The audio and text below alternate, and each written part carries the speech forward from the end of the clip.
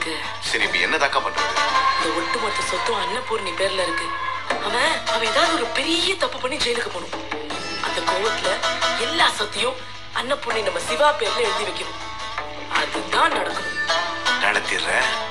என்னம்மா ஏதோ தீர வாட அடிக்குது? தீஞ்சிருச்சா? சிம்ல தானே வச்சேன். பாத்திரத்துல உள்ளது தீயுதுன்னு சொல்லல, உங்க 2 பேரோட வயிறு எரியுதுல, அதுதான் சொன்னேன். இங்க நின்னுட்டு இருக்க, ஆஸ்பத்திரி போல? போனோம் ஆறுமுகம். என்ன ஒரு மாதிரியா இருக்க? அதெல்லாம் ஒண்ணும் இல்லையே. அவங்களை இப்படி பாக்குறதுக்கு ரொம்ப சந்தோஷமா இருக்கு சிவா. இந்த சந்தோஷம் இப்படியே நிலைச்சிருக்கணும். மீட்டிங் இருக்கு. பாத்தியா, எனக்கு தெரியும். நீ அதெல்லாம் எதுவும் சொல்லக்கூடாது. இப்பெல்லாம் சொன்னு வச்சுக்கோ, நான் போய் அம்மாட்ட சொல்லிடுவேன். சிந்து வீட்டுக்கு நான் எப்படி போறது? என்ன பார்த்தா அவ எப்படி நடந்துப்பான்னு தெரியலையே. ஒரு நல்ல விஷயம் நடக்கும்போது பைரவி வீட்டுல இருந்தானே வருத்தப்படுற. என்னம்மா பண்றது? அவர் 2 நாள் கழிச்சு வரேன்னு சொல்லியிருக்கா.